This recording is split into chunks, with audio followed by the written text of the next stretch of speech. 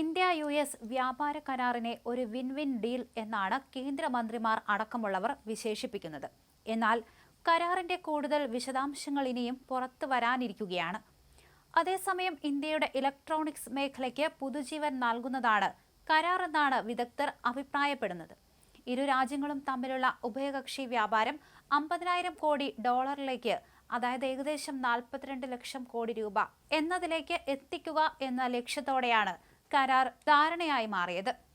കരാർ പ്രാബല്യത്തിൽ വരുന്നതോടെ ഇന്ത്യയിൽ നിന്നുള്ള ഇലക്ട്രോണിക്സ് കയറ്റുമതിയിൽ മാത്രം 10,000 കോടി ഡോളറിന്റെ വർധനവുണ്ടാകുമെന്നാണ് പ്രതീക്ഷിക്കുന്നത്.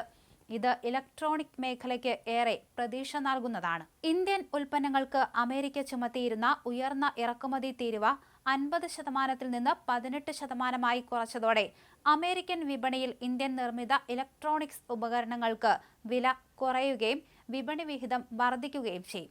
ഇലക്ട്രോണിക്സ് നിർമ്മാണ രംഗത്ത് ഇന്ത്യയുടെ പ്രധാന എതിരാളിയായ വിയറ്റ്നാമിന് നിലവിൽ 20% അമേരിക്കയിലെ നികുതി.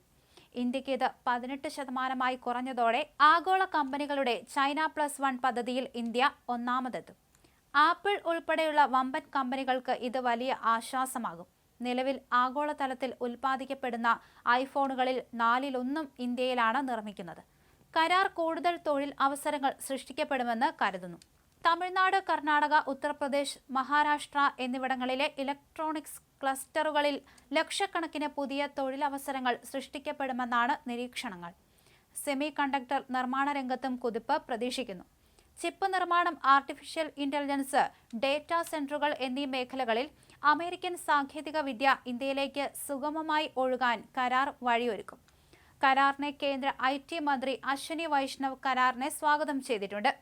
ഇരു രാജ്യങ്ങൾക്കും ഒരുപോലെ ഗുണകരമായ വിൻ വിൻ കരാറാണിതെന്ന് അദ്ദേഹം വിശേഷിപ്പിച്ചു. നേരത്തെ ഐഫോൺ ഉൾപ്പെടെയുള്ള ഉപകരണങ്ങൾക്ക് ട്രംപ് ഭരണകൂടം നികുതി ഭീഷണി മുഴക്കിയിരുന്നുവെങ്കിലും കേന്ദ്ര ബജറ്റിലെ അനുകൂല പ്രഖ്യാപനങ്ങളും നയതന്ത്ര നീക്കങ്ങളുമാണ് അമേരിക്കയെ അയഞ്ഞ നിലപാടിലേക്ക് എത്തിച്ചത്. റഷ്യയുമായുള്ള എണ്ണ വ്യാപാരത്തെ ചൊല്ലി ഇന്ത്യയും അമേരിക്കയും തമ്മിൽ നിലനിന്നിരുന്ന അസ്വാരസ്യങ്ങൾ മാഞ്ഞു തുടങ്ങുന്നു എന്നതിന്റെ സൂചന കൂടിയാണ് ഈ മെഗാ ഡീൽ. അതേസമയം ഇന്ത്യ US വ്യാപാര കരാറിന് കീഴിലുള്ള കർഷകരുടെ താൽപര്യങ്ങൾ സംരക്ഷിക്കപ്പെടുന്നുണ്ടെന്ന് കേന്ദ്ര സർക്കാർ വൃത്തങ്ങൾ വ്യക്തമാക്കുന്നു. വെനസ്വേലയിൽ നിന്നുള്ള അസംസ്കൃത എണ്ണ ഉൾപ്പെടെയുള്ള ഊർജ്ജ ഉൽപ്പന്നങ്ങളുടെ തന്ത്രപരമായ വാങ്ങലുകൾ പുതിയ കരാറിന്റെ ഭാഗമാണെന്നും അവർ അറിയിച്ചു. ഇന്ത്യ US വ്യാപാര കരാറിൽ തീരുമാനമായെന്ന് US പ്രസിഡന്റ് ഡൊണാൾഡ് ട്രംപാണ് കഴിഞ്ഞ ദിവസം പ്രഖ്യാപിച്ചത്.